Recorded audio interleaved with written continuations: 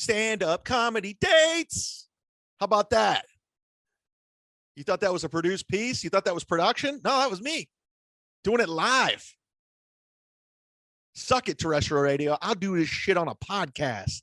I do my own production. Stand-up comedy dates. That's right. Stand-up comedy, guys.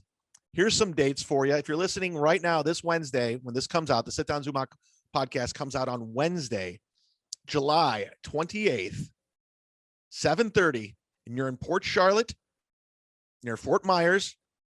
I'll be headlining the Vista Comedy Theater, 7:30 show. I suggest get there a little early and grab some food. Great food. I can't wait to eat the filet, but it's one show only. If you can't make that show, travel 30 minutes north, Friday and Saturday, July 30th and 31st. I will be in at the Laugh-In Comedy Cafe with the great Jim Florentine, 3 shows. So get your tickets. Come on, special guest. I don't know, whatever comics say for you to show up, do it. And get there early, people, because I guarantee by Saturday, this will be gone. You see this? You watching the video?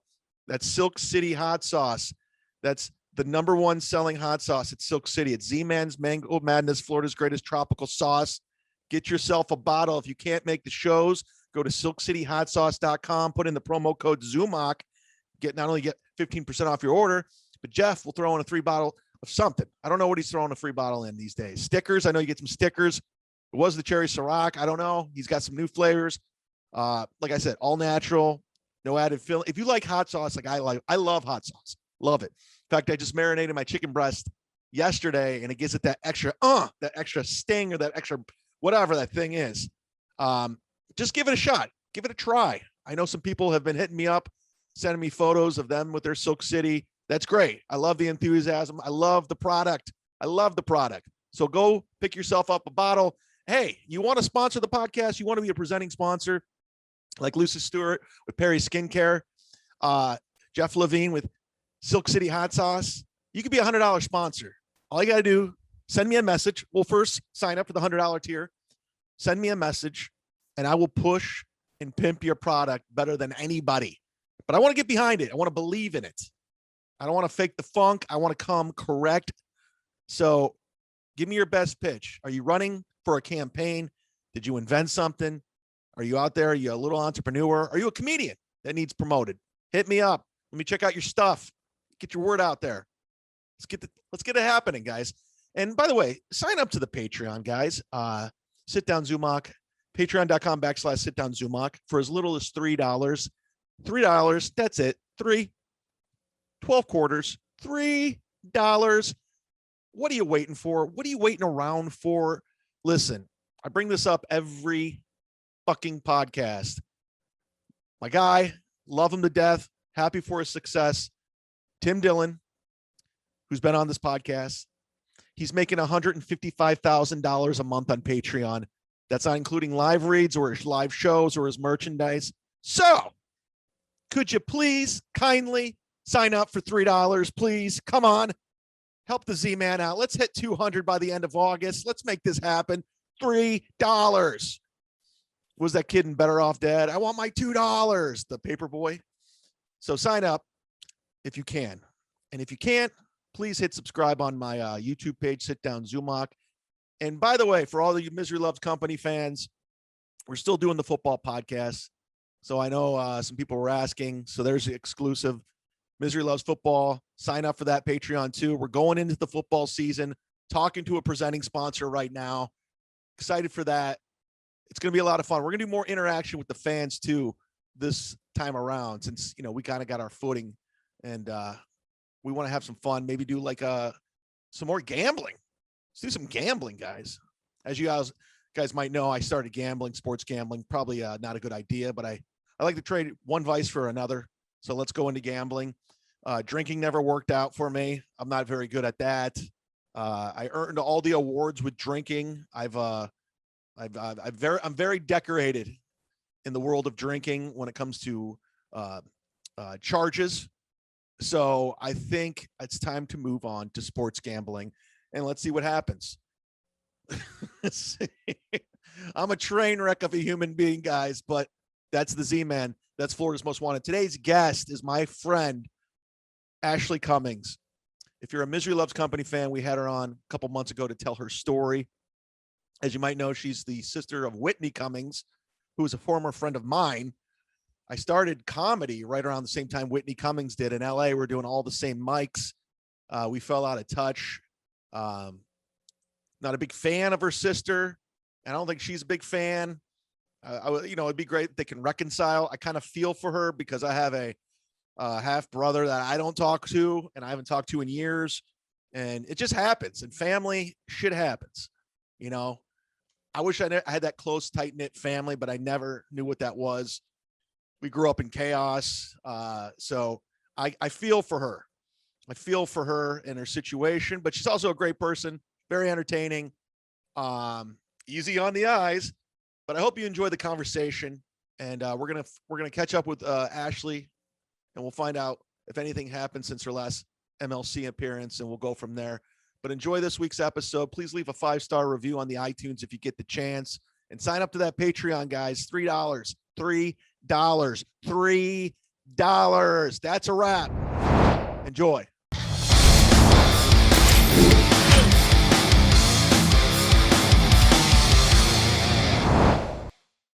Oh, yeah. It's the Sit Down Zumach podcast. It's me, the Z-Man, Florida's greatest, coming live and direct from Tampa, Florida with my pal, Ashley Cummings. Hi, Ashley. Hi, Chad. Were you in Venice? Nice to be here. Are you in Venice right now? I am. That's correct. So what's the homeless situation like out there? It's very kind of up and down. It's bizarre. Like, I've seen a lot of what I guess people call the homeless industrial complexes. Yeah, right. Like, were you gonna say something? No. Go. I'm just. Did we lose audio? Basically, I don't know if you know a lot about Gavin Newsom and like the billions of dollars they've been given over the last 2 years, in excess of $2 billion. Yeah. They built 137 units, Chad. So then there's this whole, I'm like understanding like all this stuff. Then there's this whole thing with a councilman named Mike Bonin, who basically is Venice's council. We don't even have our own police force. So they literally bus homeless people over here to keep Santa Monica clean. And like, I've watched a lot of stuff in real life and then like documentaries and stuff. And it's like, it's really sad. They're blaming a lot of these fires recently on the homeless, but it's actually, I think, other people, because they'll burn like a place where camps have been, and then literally the next morning there's trees with like a gate around it. So it's a very weird, it's an odd thing, but right now, it's funny you ask, the last 3 or 4 days, they've been moving and cleaning, but there's so many weird rules. Like, everyone's off the boardwalk, so now everyone's all these tents are on the beach. That is odd. Like on the actual sand, because that's like a public place. It's a difficult problem. It wouldn't be difficult if politicians didn't steal so much money. Yeah, I mean, I hear about all the money that's going into these, and they're not doing anything about it. You have no idea, love. They had in excess of $2 billion since 2019 through 2021 to build housing, to provide resources, etc. They built 147 units. One of the places was $5 million. It's down the street from my house. I don't know if you can Google it. It's the corner of Rose and Main Street, and it's called the Bridge Home. My friend is in construction. He builds houses. He goes, Ashley, that's no more than 500 grand. It's like a few trailers, and they spent $5 million on it. It's like a few trailers that fits like 80 people. And city will expand homeless services. It's a very interesting thing, because police don't come. I heard like a rapper on the boardwalk. He's like, yo, order food, call the cops, see which one comes first. And I think they let a lot of things happen and kind of come later. Apparently they have it was funny because they have a new, what Bonin's after 2 years of, on top of that, everything before COVID, but since the lockdowns and stuff, it's like a human rights issue, to say the least. But they had I lost my train of thought. I forgot what I was going to say about them. You were talking about the new But it's project. okay. It's all yeah. I mean, Yeah, no, it was something. If it was important, yeah. But my heart goes out to a lot of them. I don't know if you heard about Echo Park. I used to live near there. What about it? Did you know that I've never been to the park, but there's like a really famous park there that they filmed like so many movies. Do you know Yeah. that park? Yeah. I used to live near there. When you lived there, was it like a homeless encampment? I mean, there's always homeless, What but years were you here? what's that? What years were you in LA? I initially moved there in 2004 and I was there till 2006, but then I moved back in late 2017 and I left right before COVID hit in 2020. Well, I read a report somewhere that between 2011 and 2019, I'm sorry, 2010 and 2019, homeless had gone up, and it has been for a while now, the homeless capital of the world, Los Angeles, but that it went up 75%. Jesus Christ. Between 2015 and 2019. Wow. Like that's got to be intelligent design, it's wild. There's so many homeless people here. Yeah, I mean, I couldn't handle it before I mean, it's okay. I mean, I'm used to it, but what? I said COVID-19 job losses will worsen in LA homelessness. They're Why saying don't you put Venice beach homelessness, and then you know what I always do because of YouTube and how they are so weird with filtering. I mean, with censoring, I always filter upload date and do like the newest first because they delete so much stuff. But they're trying to control the narrative. The thing is, it's just exorbitant amounts of money that are unaccounted for, and oh right, this is what I remember I was going to tell you. So Bonin, after 2 years, this councilman that everyone kind of I guess thinks gets paid or whatever, to take care of Santa Monica and kind of let Venice be a shithole per se. So his solution is that now 5 days a week, a fire truck will be going around Venice Beach from 9 a.m. to 5 p.m. Most of those guys are sleeping, like even like this fireman was like, yeah, I think it might be helpful if our hours were at least in the evening and some weekends. I mean, it's no joke. About a month ago, a woman's house was set on fire and her dog was inside and wow. And died. Wow. So are you going to stay out there because you moved out there because of your sister, right? To Los Angeles? Yeah. Correct. Yeah. Like I love Venice. It's the only place like I don't like LA really at all. I was living in Miami Beach. I love Florida. Yeah, I remember you telling me that. For 11 years. Yeah, I moved out here and I was like, what the fuck? It's cold, it's dirty. Yeah. But Venice is like my home. I love it here and I feel safe here. And it's kind of funny juxtaposed, even with the homeless stuff, it's still, I don't know, it's not Hollywood or West Hollywood. Do you know what I mean? Yeah. Oh, but in Echo Park, I heard that, I don't know if when you were there, apparently became like they're calling near Venice Skid Row's, because it's on Rose Avenue and they're like saying like Skid Row, Skid Row. So they said Echo Park became like a Skid Row because during COVID, all these things were halted. They couldn't move anyone. Right. So more people became homeless and then nobody was allowed to move anyone because it was shelter in place. And so Echo Park apparently was just completely, like a few months ago, you can look it up. You should look it up, actually. I'd like to see if you want to do that cool thing that you do. But they cleared them all out. They cleared the whole park. And nobody knows where the homeless went. Like, people are saying, like, what happened to the homeless? Where'd they go? Oh, great. My internet's down. Never mind. There's a bit of a delay. Sorry. That's all right.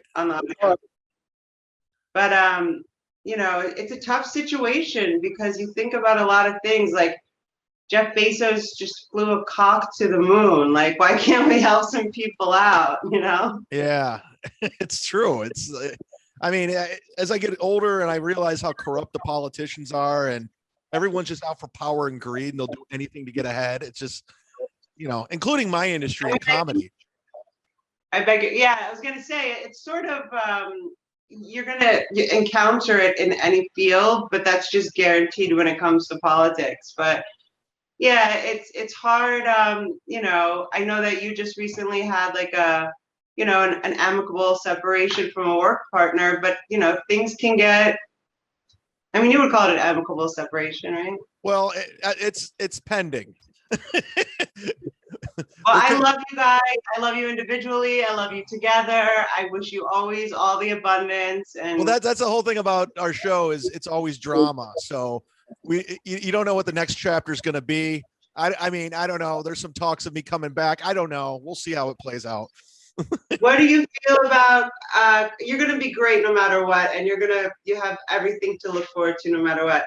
But what's your dream? Like, how do you visualize, what would make you the happiest? Like, I heard you, I listened, because I signed on to your Patreon. So I listened yesterday to you and that guy, Tim, who I really like. I don't know who would say that they don't like that show. You Oh, said Tony Mazer. Sorry? Tony Mazer.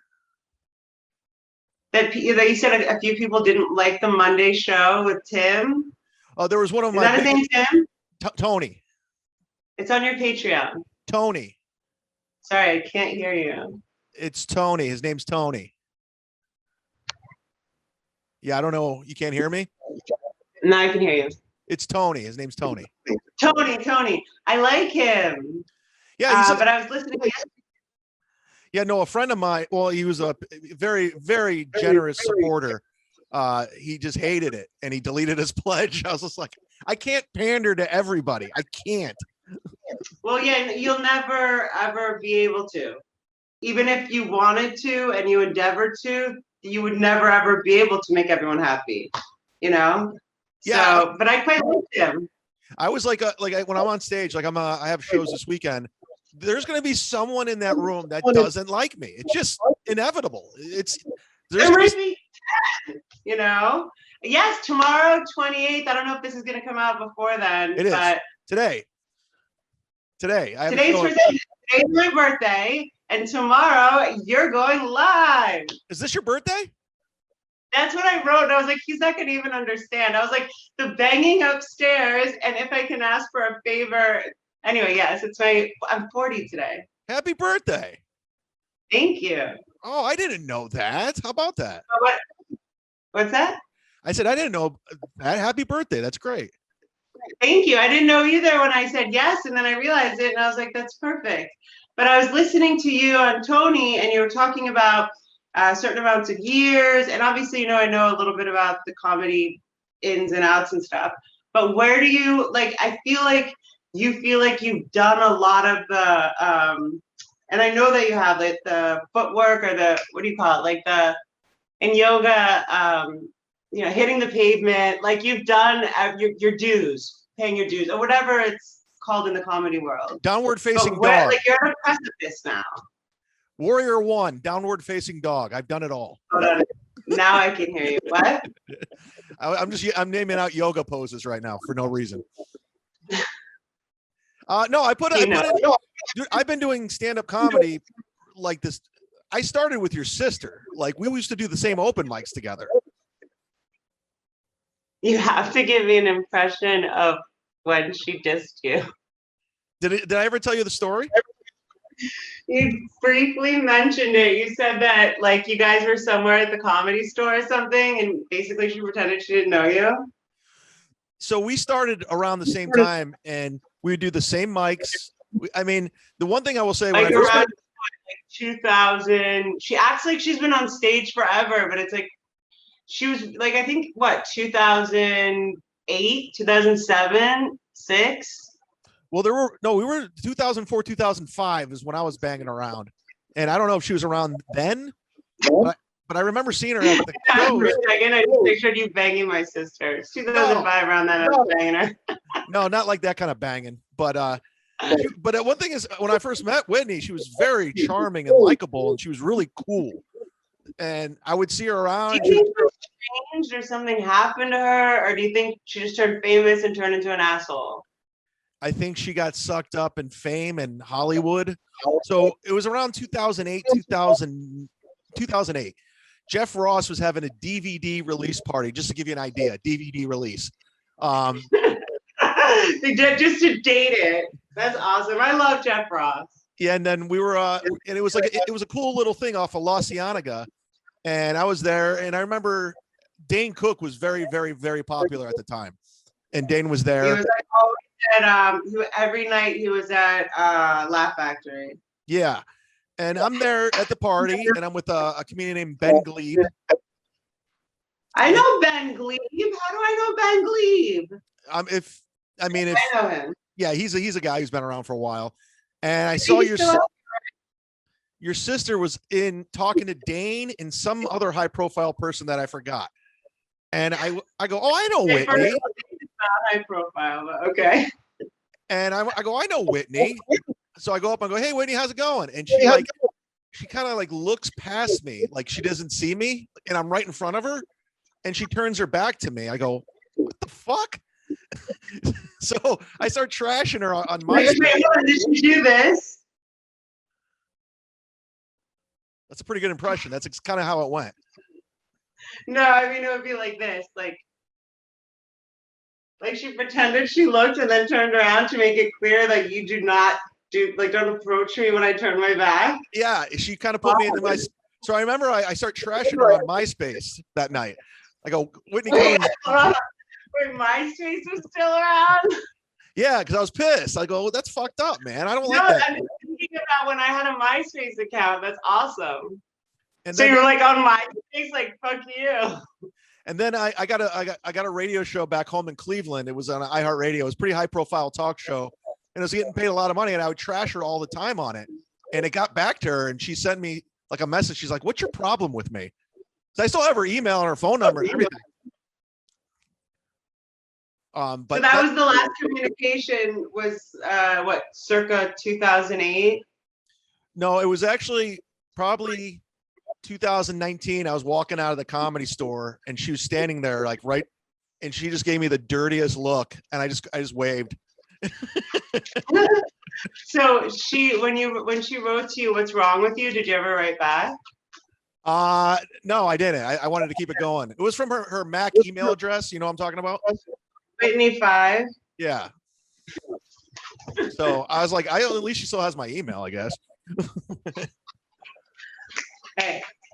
But yeah, no, and like you said, there's so many stories like that. I mean, I don't know a lot of them, but you know how many people wrote me? 3 people wrote me after we did the MLC podcast that she had stole their writing. You know, that's fucking gnarly. I heard there was a rumor going around early on that Whitney bought her first 10 minutes because she skyrocketed quickly, and she was already in the Laugh Factory like when we were all open micers. I go, someone said she bought her first couple minutes. That's what I hear. I don't know if it's true. It's all alleged. Allegedly. Yeah. So I just heard she bought her first couple minutes, and she got passed pretty quickly at the Laugh Factory. But I don't hate her by any means. I think it's messed up what she did to you. I don't like that. Yeah, I mean, like I've released. It was actually pretty cool because I had already released, everything around my dad's like death anniversary. I kind of, I made like some videos and I wrote her boyfriend and stuff. And then after we did that, I let it go. And I'm just like, I kind of feel sorry for her, but not even, you know what I mean? I don't care about her at all. And I think that's a great place to be. I'm working, that's not natural, but I'm working on understanding that I don't know, Chad, like, you have to understand, she's my little sister by 13 months. Like, the stuff that transpired and the like orchestrated, cruel and unusual litany of situations that she set up directly to directly and negatively affect me and my father and my mom. It's mind-boggling. Like, I kind of don't believe it. Like, I was just talking to my mom yesterday. She hasn't had therapy since, when did we do MLC? Like in May? Yeah. They do 6-week chunks. So an off 6 weeks. So, and she's not paying for the time in between, but it's been now like 3 months. Like, you know, she doesn't answer the phone. Like, this stuff is fucked up, and I don't want to get into it too much, but these are facts. And to be running around like an asshole you are and spending the money that you do, it's like, take care of mom. I invited my mother to live with me a couple days ago, and I think she was just kind of overwhelmed. And at first I was like, why doesn't she want to live with me? I mean, I only have like a 1-bedroom, whatever, but we'd make it work. And you know, she just sits in a room, and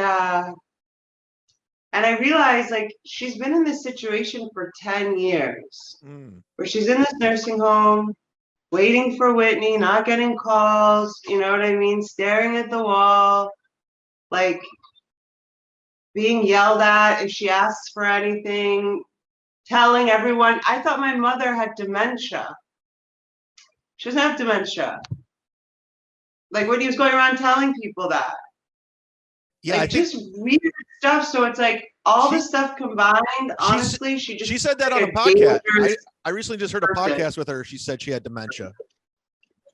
I beg your pardon? I recently heard a podcast with Whitney on it, and she said your mom had dementia. She doesn't.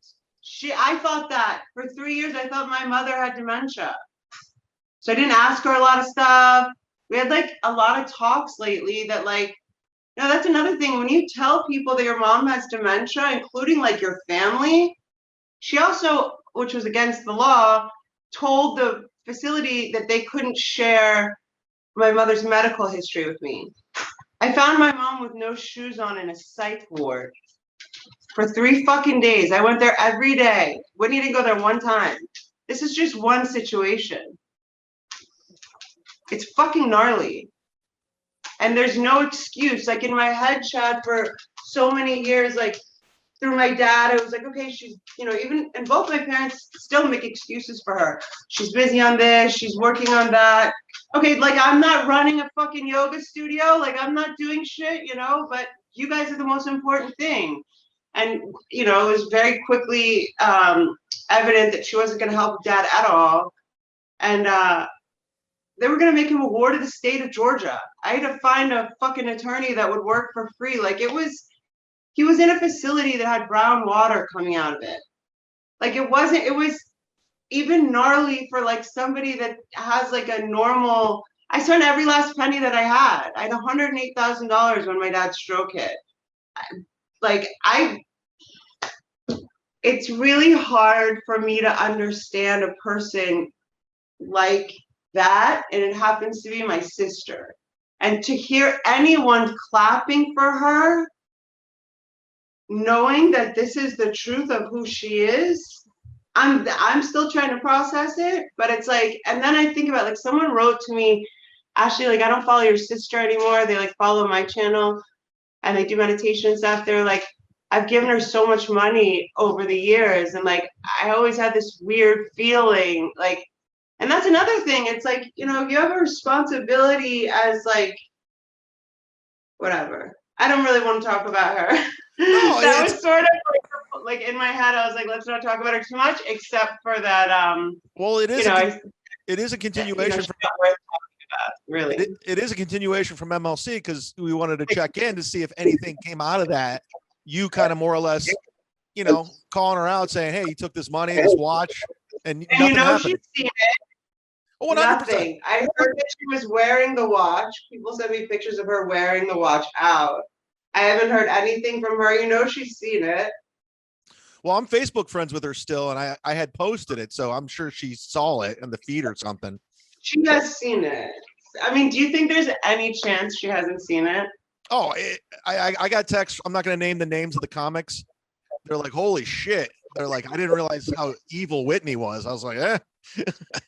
So, yeah. I didn't realize it either. And I wasn't even trying to make her evil, as you know. You know what I mean? You were just telling the story.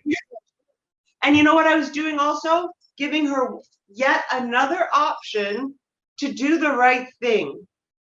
To put on her big girl pants and say, hey, I didn't make the best choices and maybe I was wrong. I don't even expect an apology, but at least fucking you take a shit on the floor, clean it up.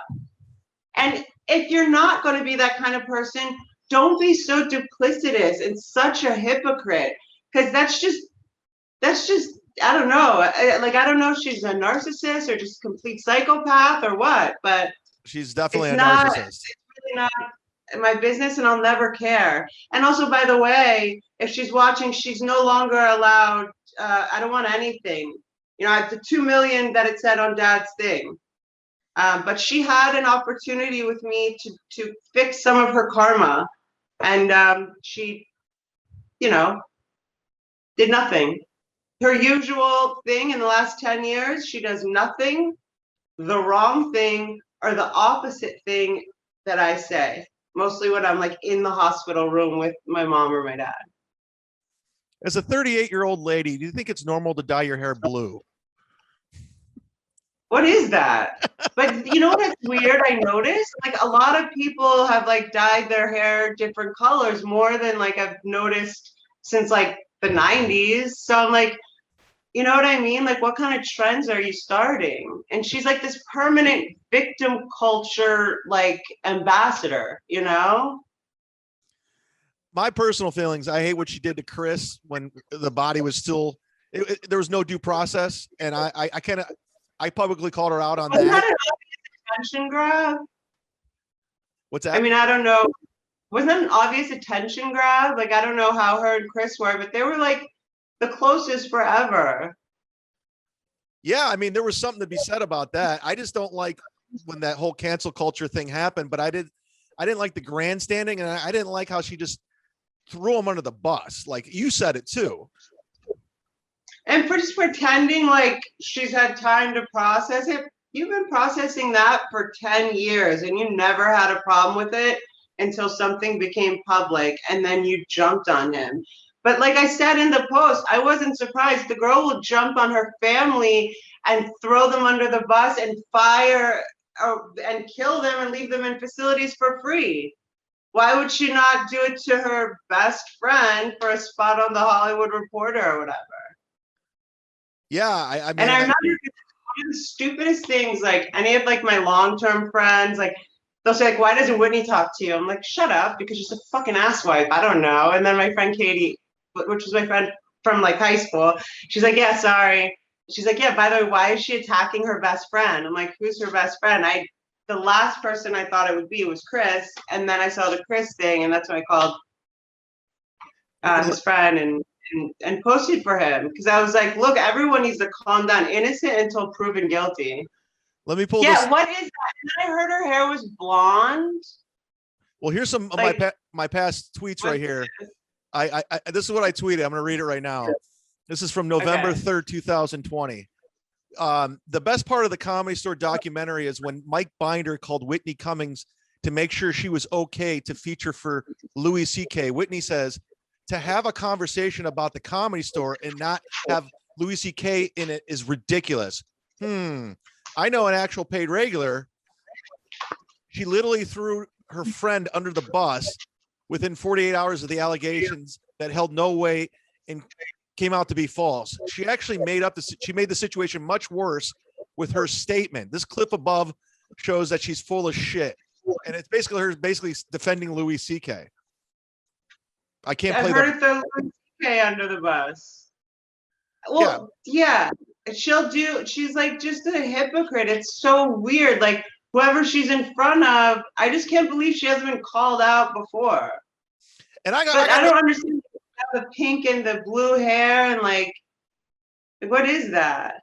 I don't know. I mean, obviously it's mental illness, but here's the thing. I don't really have much juice. So whatever I say, Whitney doesn't give a shit. But at the same time, there's comics that they see through all the nonsense and they know what's bullshit and what's not. It just sucks that you had to deal with it. See, I have empathy for you in the situation because I have a half brother that I have no relationship with. He's a dick. When my mom died, he took the house, he took everything. Like he got a huge settlement and I got nothing in the will. He manipulated the will. So I'll never talk to the guy again. So I understand what it's like. I have empathy. It's very selfish. Yeah. So, your And situation. do you miss having a relationship with him? Like, did you ever have a relationship with him when you were younger? Yeah. When he was a kid, he was a good kid. And then he took a lot of my stepfather's qualities, the bad ones, and he kind of morphed into that. So he kind of morphed into an asshole adult. And I have no relationship with him. I haven't spoken to him since my mother's funeral, and I barely spoke to him there. I think that's probably a blessing for you because it sounds like he's a really selfish and self-serving person. He is. But let's talk. Sorry. No, I just cut you off. Sorry. No, I did. I want to talk about your career. You picked up what? You want to talk about my career? All right, go ahead. Yeah, because we got sidetracked. But what were you going to say? You picked up what? I said it sounds like it's a blessing because he sounds like a very self-serving and selfish kind of person. Oh yeah, he picked up my stepfather's worst qualities and he kind of turned into that guy. And it's unfortunate because he was a sweet kid, but even though it's a family member, like even Kevin with Neil, like he has, even though it's a family member, you move on, life's short, you meet different people, and it's probably a blessing Whitney's not in your life.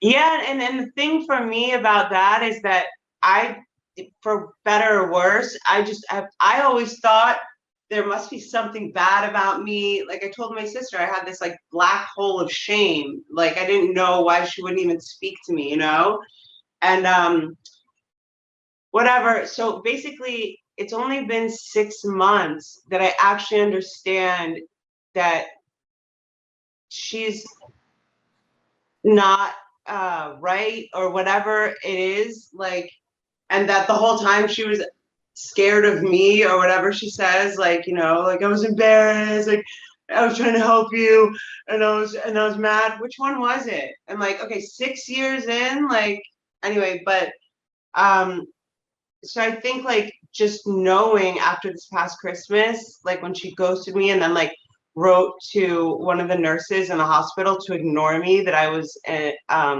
when she was like in fucking Utah and my mom was in critical care, she said ignore her, she's an addict, an active addiction, it's all just abusive nonsense. By the way, this was 6 months ago after we talked over Christmas, and she apologized for everything and said she wanted to spend the rest of her life making it up to me. And I was like, whoa, like that is that I can't even, like the woman sent me a screenshot. And so I think as much as like when I was on the show with you guys, and I do stand up, the strongest I ever feel is when I stand up for my father's honor.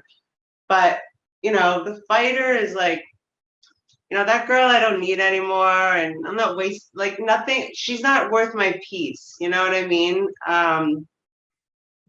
And that's that. Yeah, so it absolutely is a blessing she's not in my life, but I wasn't able to emotionally process that because I always waited for my sister. I wanted to save her. I heard she was under MK Ultra mind control last summer.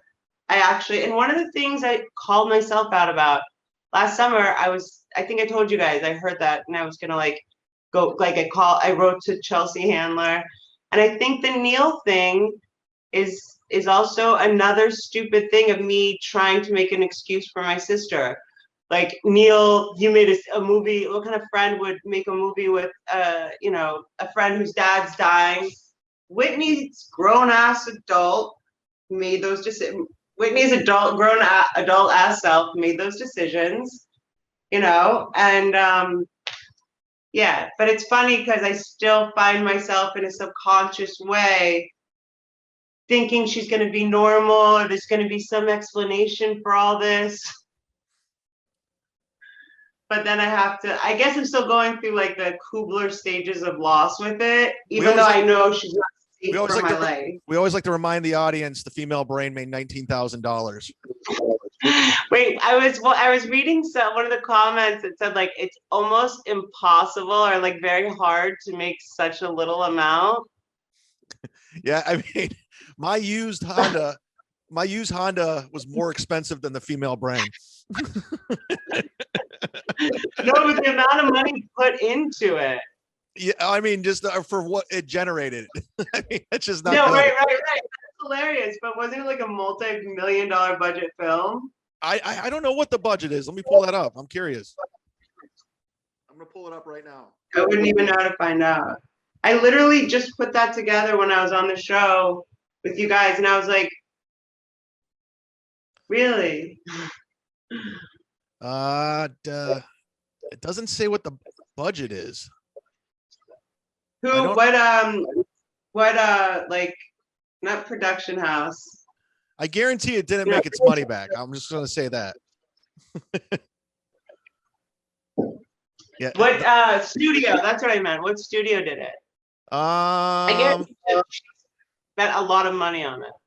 Production companies: Black Cycle Entertainment, Night and Day. It was an IFC film. It was distributed by IFC. It didn't do well. I know that. Anyway, so what are you, like, when you were talking on Tony yesterday, you're talking about how, like, I don't know, 10,000 or 20,000 or what those hours are, but like, where do you want to be? Are you excited about tomorrow night? Is like doing live shows? Well, one of the things, about LA that I didn't like is like, there's a ton of Whitneys, a ton of Neils. I mean, I'm not a phony person, and I couldn't, as I get older, I get more genuine, and I value honesty more. So Hollywood, I'm not a good fit. That's why I moved out of there. I'm like, I don't do well here. I don't have that, whatever that gene is Whitney has, or that gene Neil has, I don't have it. So my thing is, I was at a crossroads. I'm like, what do I want to do? I still like doing stand-up. I still have like a little bit of a following. And I decided to move here because I was going to move to New York, but everything shut down. And I'm still trying to figure that out. I'm just doing live shows. Tampa. I gave myself a 2-year plan in New York because I was up for a Sirius XM gig. I was up for Conan. I was doing all this stuff, and I wanted to fulfill those goals. And then when I turned 48, I was going to move to Florida because I liked it down here. I just like Tampa, Florida. I love the club here. There's a morning show. I have friends here. And I'm just wondering what's up, because I went to University of Miami and lived there for a while, and I spent some time on the west coast of Florida. But you just know it better. It's much calmer and more chill. Yeah, it's calmer. It's chill. I love the beach, and I love Clearwater, and it just was more my speed. It was almost like, all right, I did all this stuff. This is the second half of my life. Let's just get old on the beach. What's down there? What's that? What's the comedy club that's down there? Well, there's a few comedy clubs, but my home club, Side Splitters. There's the Tampa Improv. They got Snappers. There's Coconuts and St. Beats. But there's a lot of comedy clubs, so you can actually just work Florida. That's awesome, and like there's people there, but I bet more comedians are going to be moving that way. I mean, a lot have moved out of LA, but what I think, this is like an outside perspective, but a slightly inside perspective. That little group, I think Chris probably knows, whatever happened with Whitney, it was a blessing. But like Amy Schumer and Whitney Cummings, and it's like a very dark, and even I'm going to say Tim Dillon and Whitney, I see a thing. I know they both like invested in Clubhouse early, and like I don't have anything against him, but I liked how he was like, I saw one thing and he called her out. He's like, and all the people's brains and all the people that watch this show's brains are broken. But he was actually being straight up with my sister and being honest, where everyone else kisses her ass. But now he's kind of kissing her ass. I'm friends with Tim Dillon, and actually pretty good friends with him.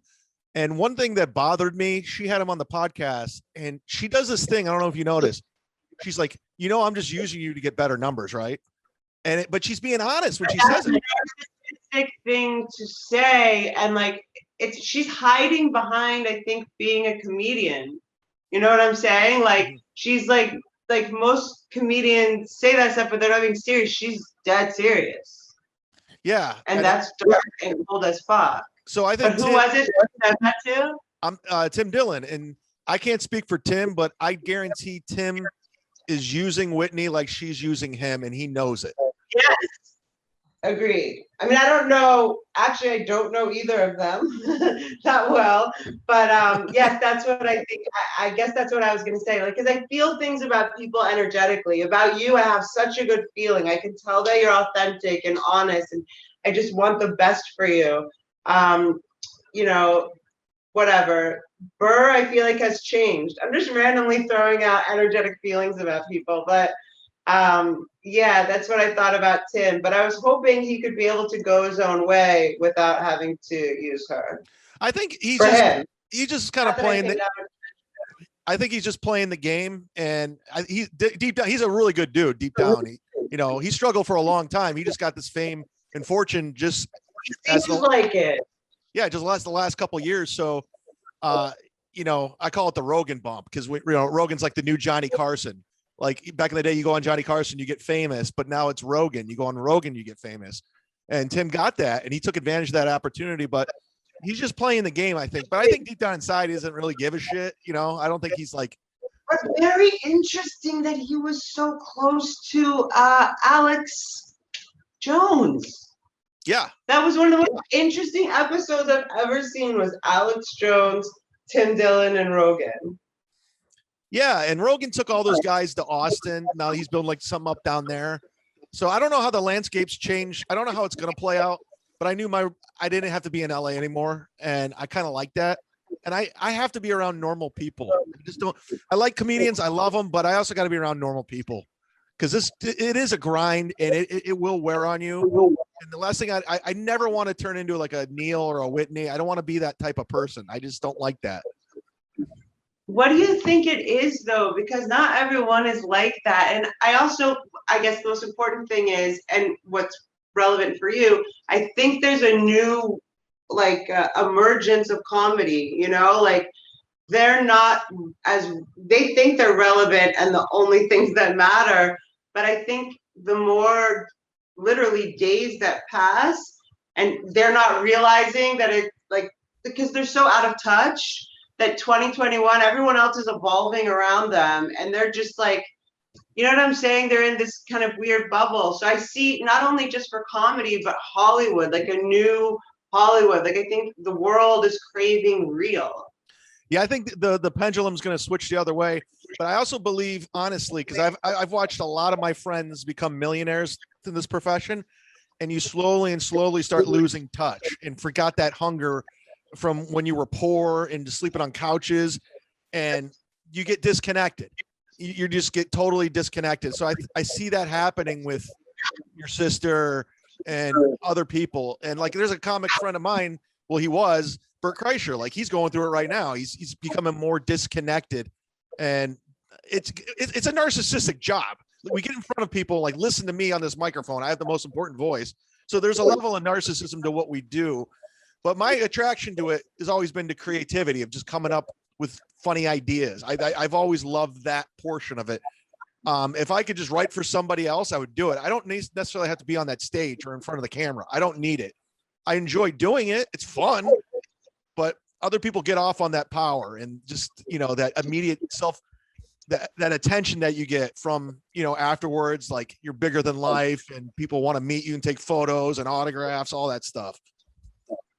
You've honestly, that's never really been that for you.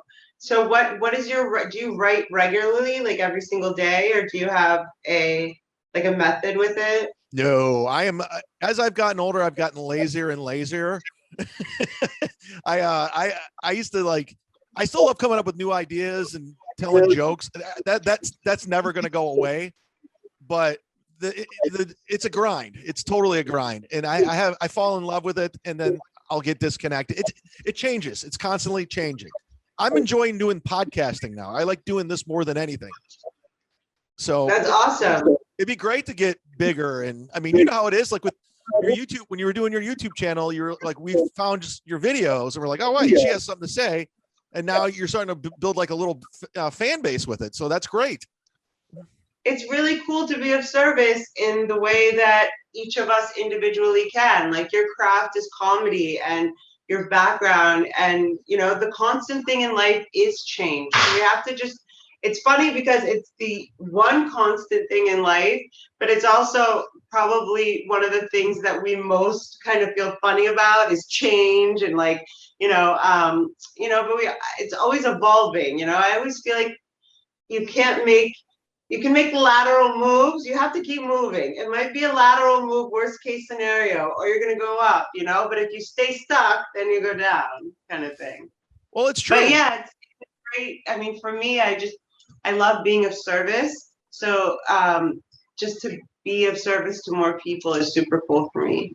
But you're right about evolving and changing. Like, for example, I just became Facebook friends with my first love, my ex-girlfriend from like 20 years ago. And That's so cool. And I was going through her photos, and she's divorced with 2 kids now.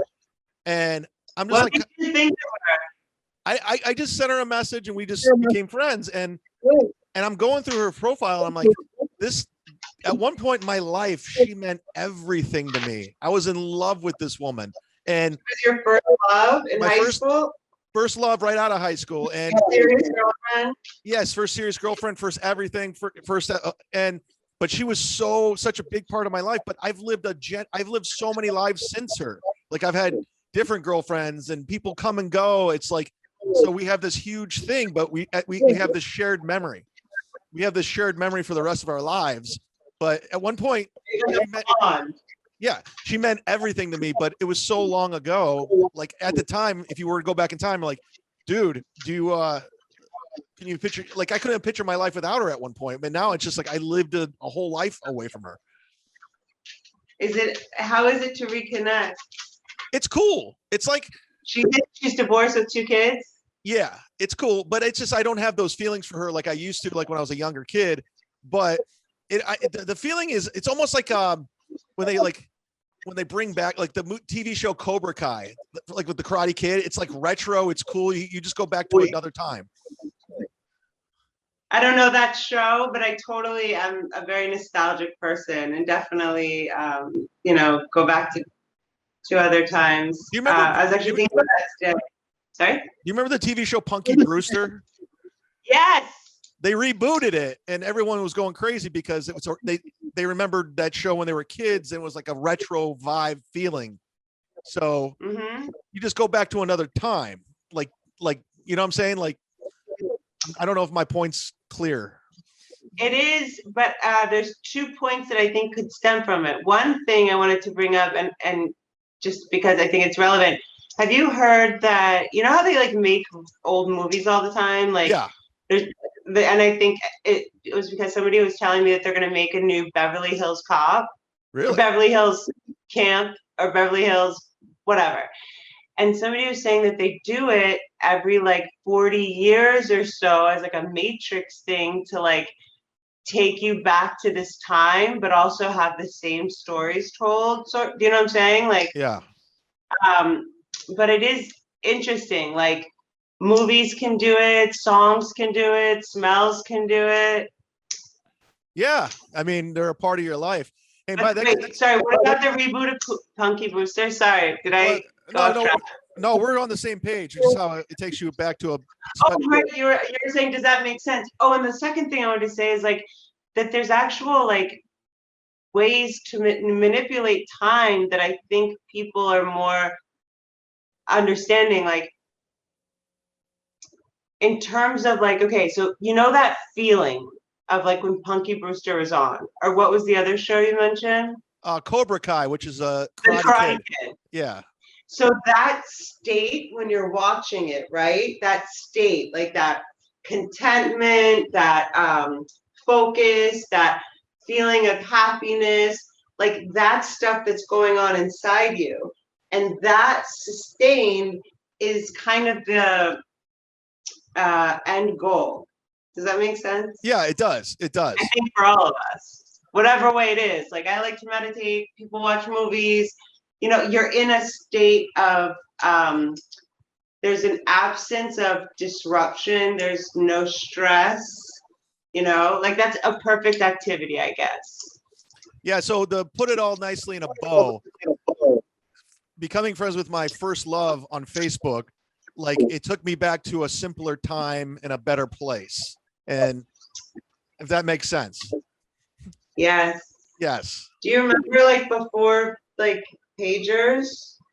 Oh, this was like pager days when I was seeing her. Yeah, for sure. I'm looking at phones that are not like smartphones, but yeah, I was thinking about that because, you know, they cut movies differently too, so it changes the way people think. Like back, you know, 20 or 30 years ago in a movie, like somebody would go, like the girl would go to the guy's house and you would see at least a little bit of her in the car. Now it's just like, you know, you see the phone and then she's at the guy's house. And so our minds sort of start to pattern that way. Like, you know, we get to Starbucks and it's like, where's the coffee? You know, and it's like life is not like that. But I think we're in such an interesting time to be able to be aware of that. What's real and what's not real. And there's so much, I think, material and need now for comedy and for you. Well, I know one thing. I think 30 years from now, you and I need to remake the female brain so we can. Yes. And we'll go back to another time. I mean, I can use $19,000. Okay, we would do so much better than that, and you know it. We should make the male brain. I don't know. We'll make anything, and it will do better than $19,000. Actually, plug your YouTube and whatever else you got before we roll out. My Patreon, please, is so helpful. It's Ashley Cummings Yoga 420, and then my YouTube channel is Ashley Cummings. I'm sorry, Patreon is Ashley Yoga 420. YouTube is Ashley Cummings Yoga 420. All right, I am pulling up your. I'm going to sign up to your Patreon. Sorry, there's a delay. Thank you. No, I'm going to sign up to your Patreon because you signed up to mine. And okay. Yes. And yeah, definitely, if you get the chance, sign up to Ashley's Patreon. Follow her on. She's always making YouTube videos, and she's positive. She's all about positivity. So support her. And for everybody else in the out there, we'll see how the MLC drama unfolds. But thank you for your support, and thanks for your continued support. I love you guys both. Yeah, I hope it's not drama, but it's just a growing experience. It's just one of those. Kevin's podcast has been a soap opera since it started, so it's just part of the story. He's such a great person. I think this is also going to be part of the story, one way or the other. Well, we'll see. But thanks for listening, guys. We'll talk to you soon. Bye, guys. Chat with us. Thank you for having me, love. Right back at you, babe.